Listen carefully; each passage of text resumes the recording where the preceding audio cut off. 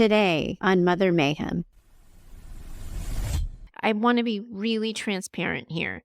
What I'm working with all of you on is how to get in the driver's seat of these choices, these impossible choices, to move you from a place of reacting to whatever painful limits your mom has created to what it is you want to do about them.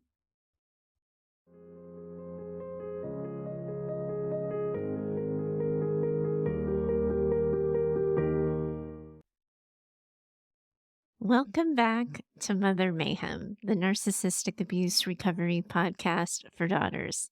Hi, I'm your host, Heather Gray. Now, today's conversation, I'm already taking a deep breath. I don't mind saying it's really hard for me to acknowledge and get through.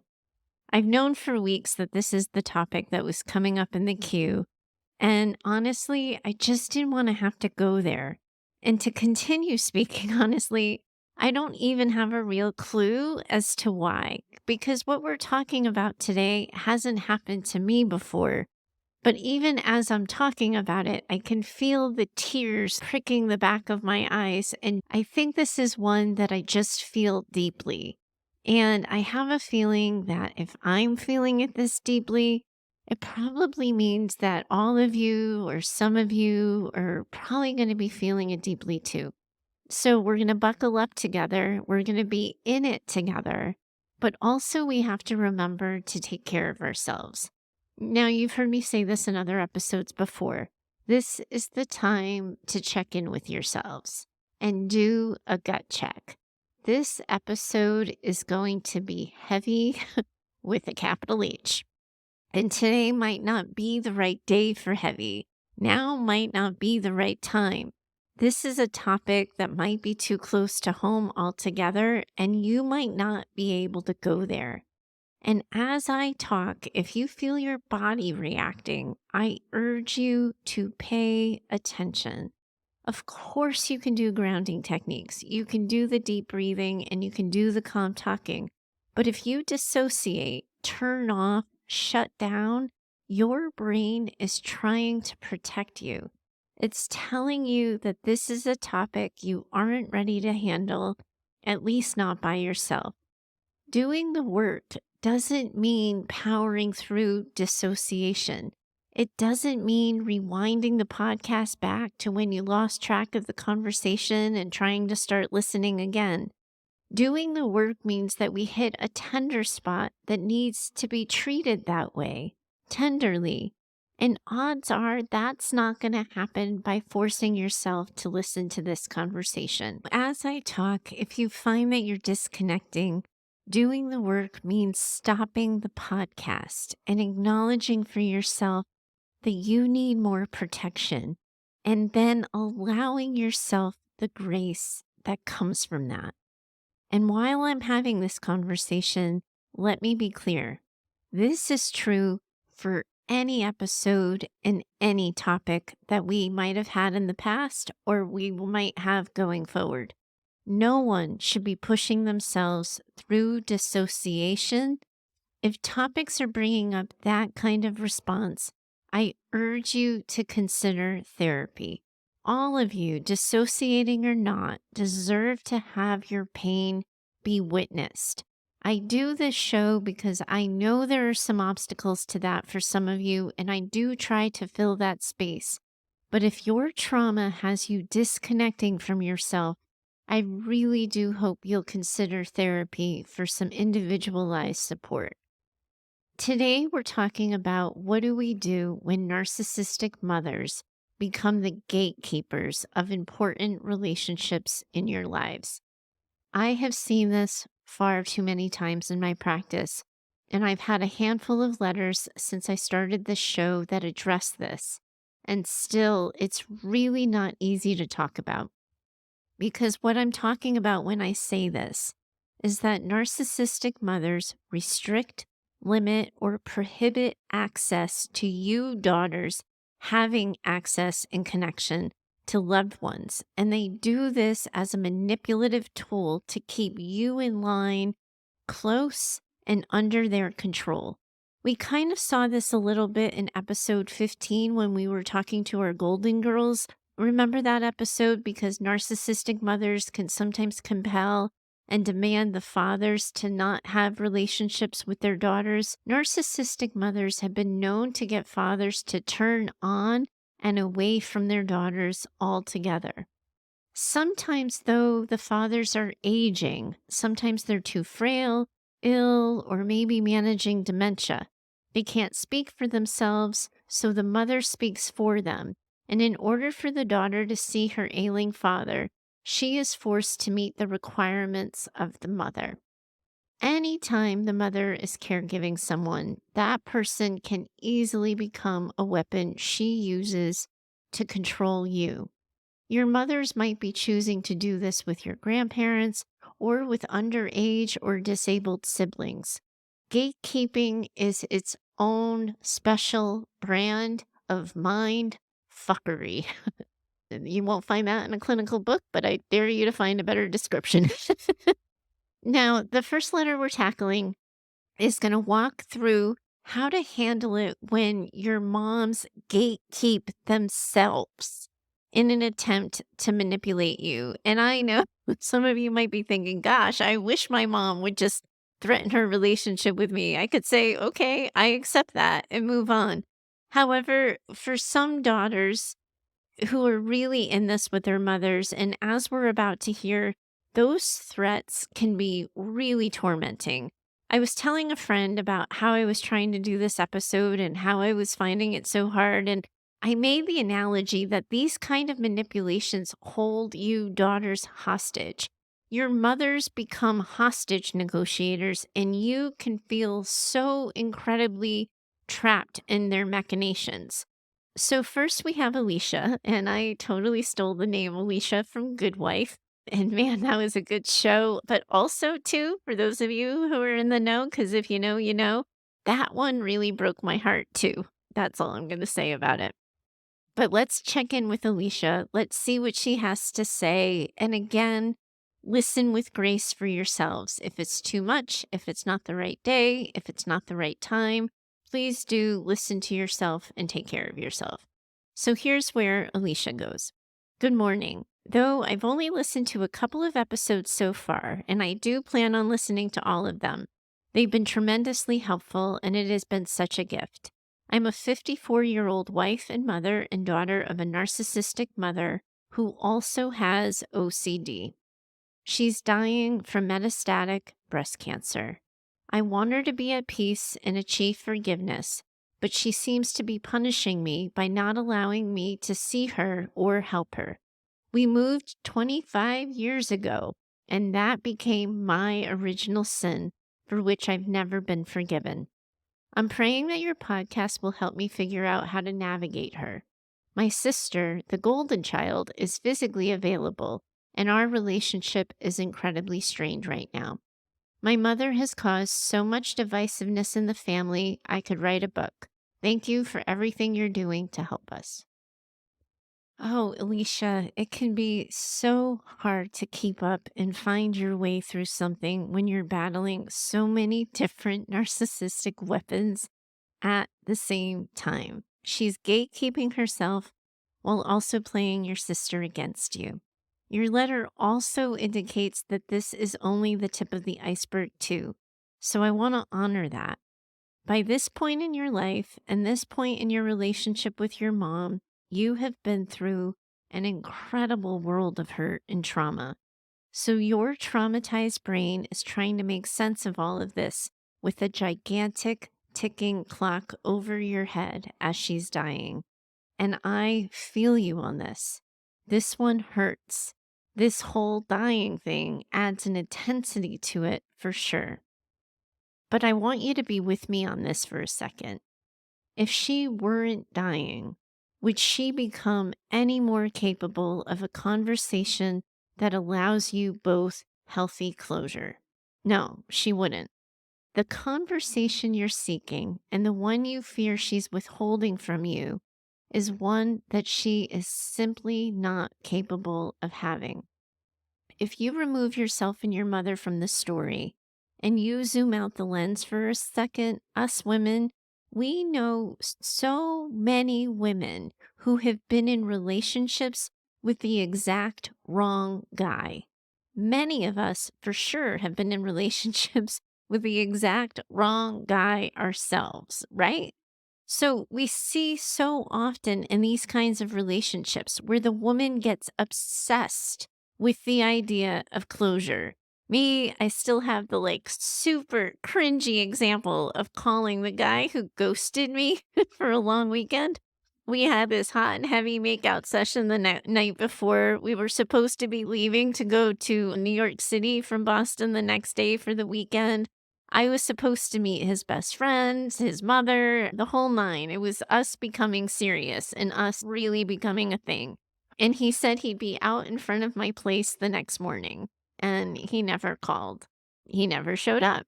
He never returned the obscene number of calls I made to his phone number. I stewed, I obsessed, and I spun out in all kinds of ways, desperate to know why, desperate to understand, seeking that almighty word closure that so many of us go looking for. And I convinced myself that if I just knew why, I was going to be able to move on. He was dodging me at his house. Oh god, the stories I tell on this show. And so he was dodging me at his house, so I decided to call him at work. And as I'm telling you ladies this, I know I'm only telling you this cuz I know I'm not the other the only one who acted this side of crazy. So the whole not returning my calls thing should have been my clue, right? He wasn't capable of having the conversation. If he was capable of having it, he would have called me back. If he was capable of having it, he would have apologized for leaving me waiting. He would have given me an explanation. He would have said something that I deserved. And he didn't because he couldn't. Spoiler alert, he was incapable of having the conversation at work just as much as he was incapable of having it at his house. Think about that for a second. And there's a method to my madness in sharing my story because if I'm talking about myself and you can see that just about some dumb dude, then you can start to maybe understand how you can start the process of seeing this for yourself too. Your mom, Alicia, can't have the conversation or the relationship that you're seeking. This doesn't become less true because she's dying. It becomes more true because dying is its own thing for narcissists. Their lens through which they look at everything in the world is broken. It's skewed and it's fragmented. Their lenses don't get fixed with the impending ending of their lives. They just become more broken due to their inability to work through hard emotions. So, what this means for you is that it has always been up to you to achieve whatever healing and closure you need without including her in that process. And I know you have already been grieving this relationship for your entire life. And I understand that hope that might have come with the idea that when it came time for the end, you and your mom would be able to find some kind of peace. It's just not that way. I think that if she's icing you out, not welcoming contact, and not including you, that it's time to let her do that and not push back. Partly, this is to respect what she says are her wishes. We don't want to be those people who say, respect my boundaries, but I won't respect yours. However, I hope you paid attention to the way I just worded what I said, because I was deliberate in my word choice there.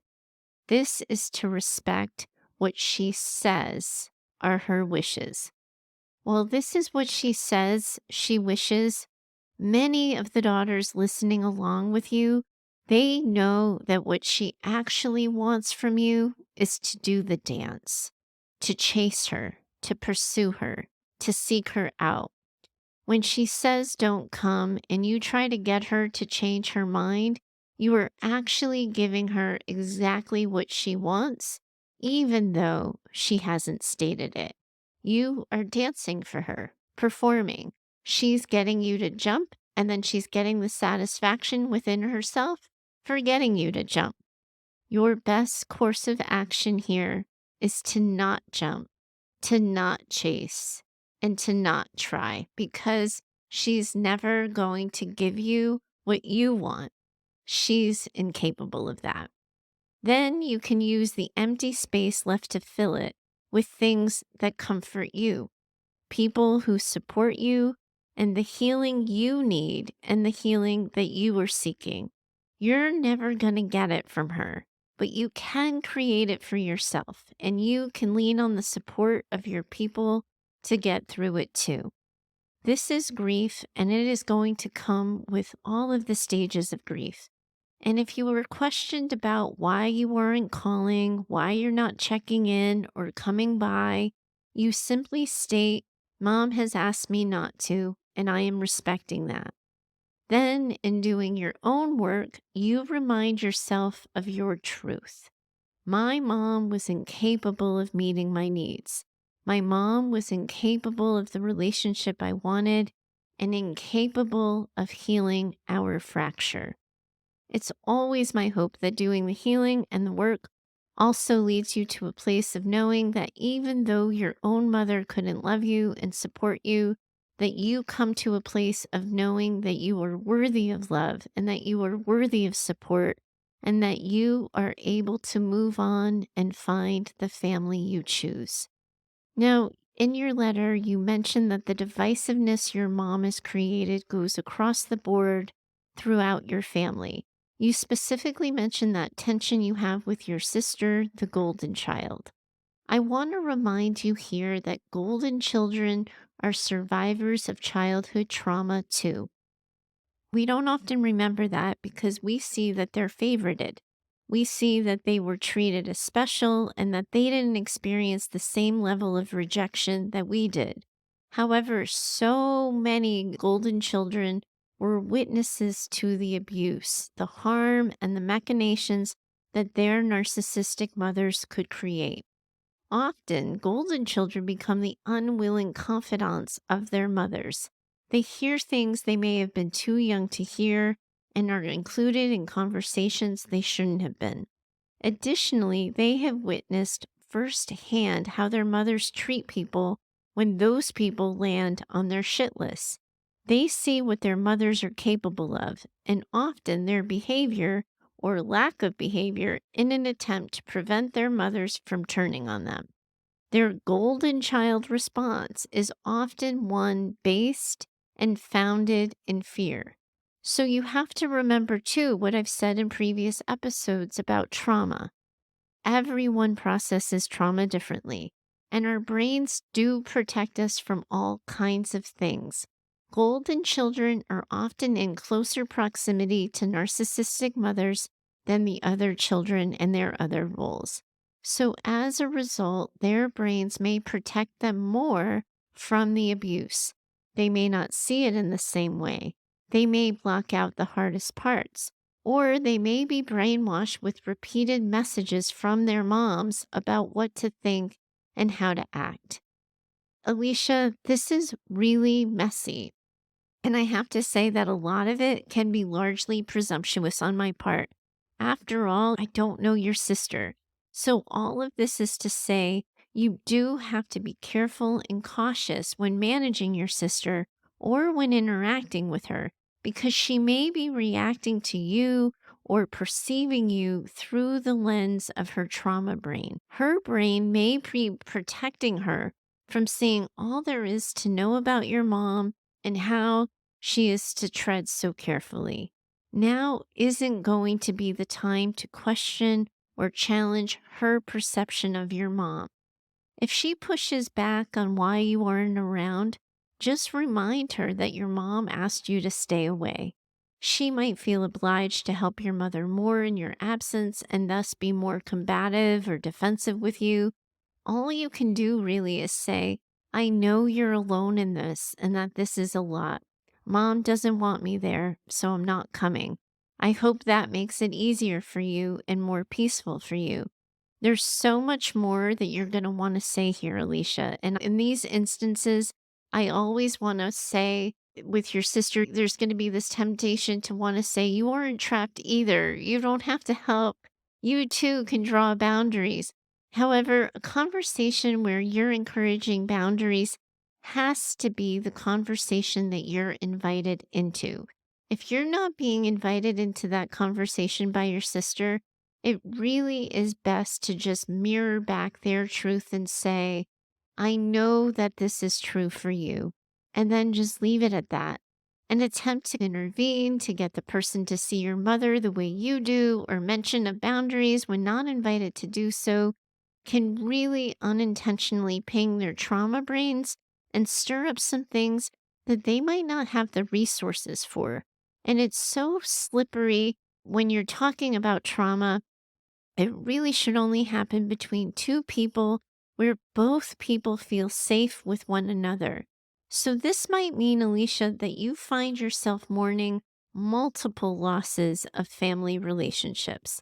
It's often the case that that happens. And I am really so sorry that this is your hurt that you have to carry. You're going to have to be really tender with yourself, respect yourself and your experience, and stay close to the family you choose. Everyone listening feels this one with you, and they believe you, and they're in it with you. They're rooting for you and supporting you. And of course, I am too. Now we're going to move on to Kalinda and her story. Let me read Kalinda's letter, and then I can find you all on the other side of that one as well. Kalinda writes, Facts and story point. My mom was a teen when she had me. She seemed like a good mom as long as I agreed with her. Lots of good memories, and I learned how to people please, etc., etc. My mom tried to get me to drink and swear as a kid. I had no interest, and recently I wonder if I said no because I knew she'd use that against me when she wanted to. But then she got my sister, who's 10 years younger than me, and loves to underage drink with my mom. All I've ever wanted is to have a good relationship with my sister. It's hard since we live states apart and she doesn't like calling or texting too much. And now it's harder because, well, long story short, I walked away from my mom after a recent visit when she started to call me names. Actually, I literally flew back home days early because she was being so mean. This made her flip out more. She was yelling, screaming, and adding more name calling to the list. Later that night, she saw my sister, surely telling my sister how awful and ungrateful I am. Her words, not mine. I'm only now in my late 20s understanding my mom's tactics and setting boundaries. I've tried to get a hold of my sister since, and she hasn't responded with more than a word every couple of weeks, which is way less than normal. I'm sure my mom is just as abusive, using the same tactics with her that she used with me. My mom is really good at putting others down to make herself seem better and safer. How can I help my sister see these things when she's so close to my mom? And how can I get my relationship back with my sister? I hope this makes sense. It's hard to write a lifetime in a really short email. Ooh, everyone just take a deep breath with me for a second. Kalinda, this is a lot, and you have lived a lot of lives before you have even reached 30 years old. And I really feel you on that. And I really feel you on this. You've had to make so many hard choices to save yourself. And each time you've saved yourself, it's costed you. I can see that. And good on you for choosing you. Good on you for saving your own life. Good on you. I know you've done this at a really, really high cost. You already know this, and I know that, but please just let me say it again. You did exactly the right thing for you by leaving when your mom became abusive. That couldn't have been an easy choice, and seeing how quickly it created tension with your sister, I wanted to reassure you that you did right by yourself. I also want to remind you that if you hadn't opted to split and end the visit, your mom would have kept going and she would have escalated. So good on you for getting out, my friend. You just heard me say to Alicia that while her sister is the golden child, She's also an abuse victim and also likely managing trauma. Your sister, being 10 years younger than you, if I'm doing the math right, she's only 17 or 18 because you mentioned she was 10 years younger. The therapist, not the mathematician here. So, in her late teens and early adulthood, she is coming to increased awareness that her mom is not like other moms. While on the surface, it can seem cool to have a mom who drinks and swears, her body also knows that her mom is not someone who keeps her safe. When you have a mom who lets you underage drink, you also have a mom who doesn't care about you. And a part of you always knows that, even if you're taking a swig of the beer she's offering. So, just like you know not to indulge your mother in her games because she would turn on you, your sister is likely afraid of not playing your mother's games in fear of being ostracized like you have been. And we have no way of knowing how she has internalized any of this or how her trauma brain is processing any of this. All we know is that she isn't yet independent enough to get away, or she doesn't see herself as capable of getting away.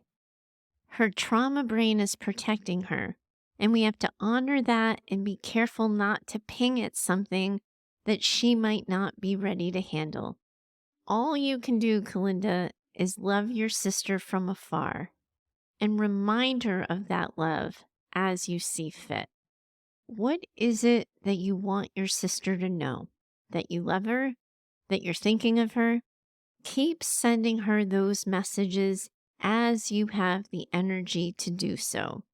However, before you do this, there's an exercise I encourage all of my clients to do before they reach out to someone still entangled in the narcissistic web. Ask yourself if you have the energy to reach out.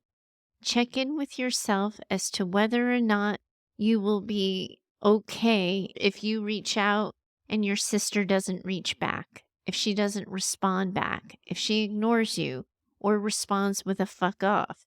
Some days, no matter what she dishes out, you'll have it in you to be able to deal. Other times, though, you might be in a more tender place. You might be managing stressors that are weighing you down. You might be feeling more physically run down. And in those instances, don't reach out. Don't give yourself away like that. You have to preserve your energy. If you have it to give, go ahead and offer it, but also have grace for yourself on some days when you simply don't have the energy. We don't always have the same storage amounts of resiliency, and you have to be mindful in a situation like this that this is a marathon and not a race. You and your sister may be managing this distance for a while, and you want to preserve the reserves that you have in the tank. I would avoid talking about your mom at all. We know your mom is going to be blowing up your spot all over town and dragging your sister into it, whether she wants to be dragged into it or not. The best thing you can do is be a refuge for that and not let your sister think that coming to you or responding to you means she will be in the middle of you and your mom. Your mom might put her there, but you don't have to. So if your sister does reach out, go easy and tenderly and follow her lead. Listen and reflect back. Be the mirror and use caution when offering direction or advice. Be clear with her about what you can offer and be clear with yourself and with her about what you can't. We have to assume that any conversation you have with your sister will in some way be monitored by your mom. So we don't want your mom to even think you were thinking of her or considering her. And we don't want to increase any tension with your sister by having to navigate all of that without you around. Your mom will likely still pick at you. Did she even ask how I was? Did you see that? Your sister only cares about herself. There's nothing you can do, say, not do, or not say to influence your mom's behavior. She's going to do and say whatever it is that she pleases. You can only control your side of the fence. So give as little ammunition as possible. She could end up making it all up on her own anyway, but you want to keep your own cards as close to your chest as possible. And I hope that helps. Now, I know a lot of you listening are in similar situations, but dynamics might be a little bit different. For example, with Kalinda, she had some independent access to her sister. But as I stated earlier, I've seen wives threaten their husbands if they have relationships with their daughters. I've seen narcissistic mothers cut off information about aging grandparents.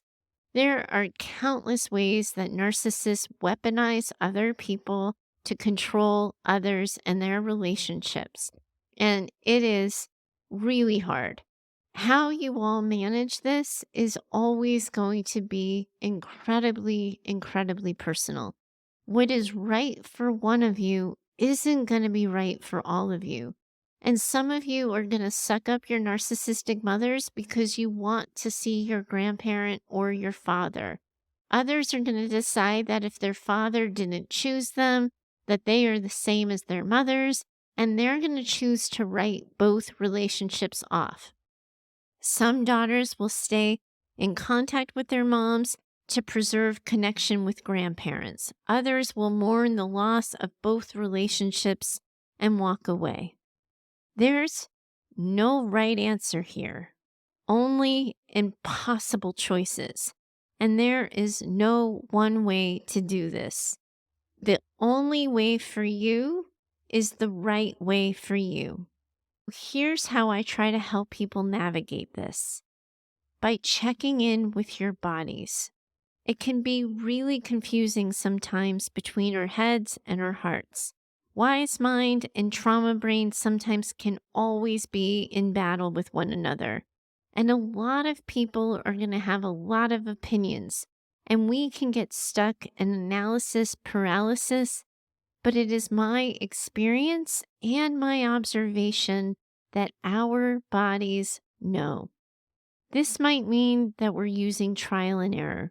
For some of you, you might have only just begun having this conversation with yourselves.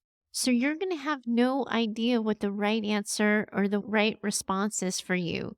You might have to try going along with whatever rules your mom has set for contact and then see how it feels in your body afterwards.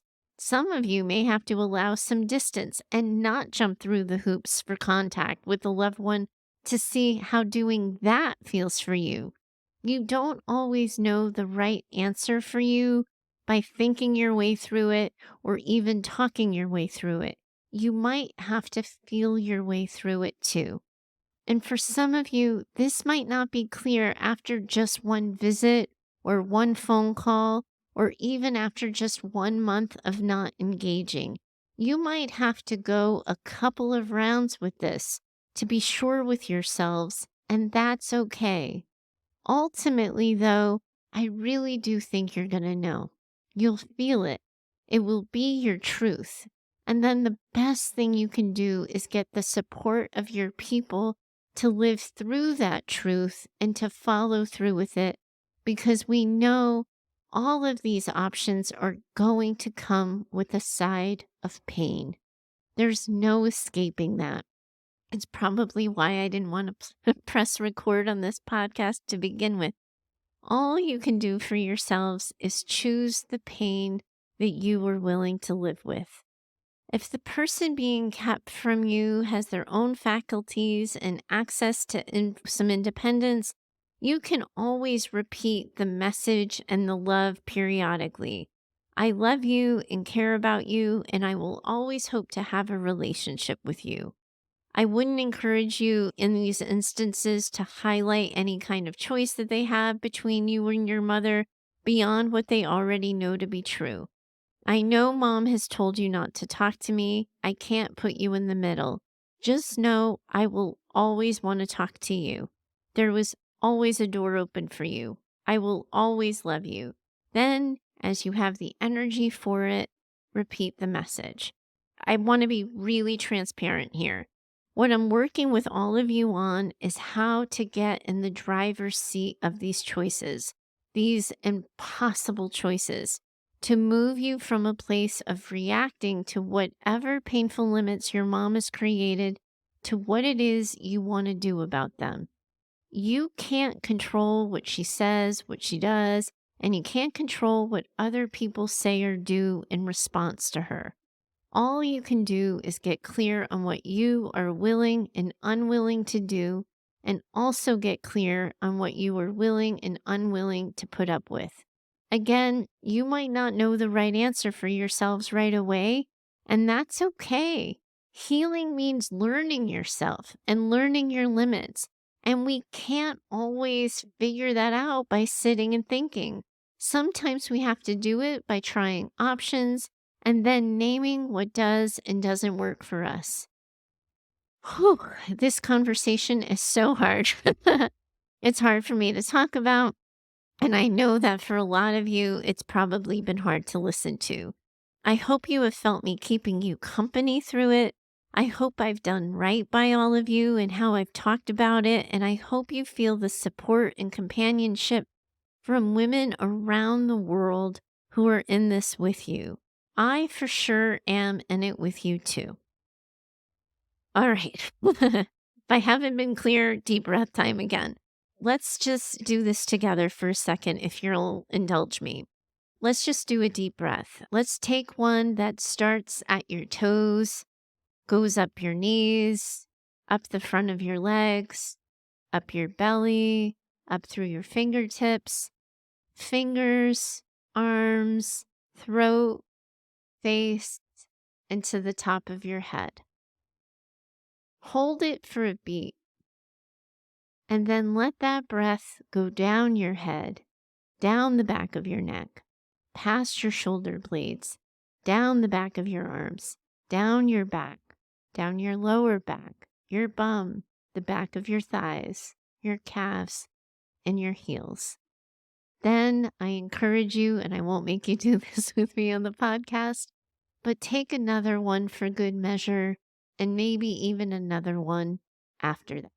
And as you breathe, perhaps take a moment to realize and reflect on the fact that you are listening to this, feeling this, and experiencing this with a community of women around the world who are in this with you.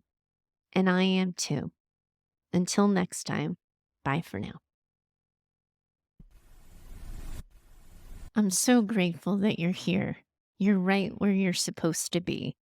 At its heart, I'm hoping to use this show to build a community of women working together to heal from childhoods marked by maternal narcissism and emotional neglect.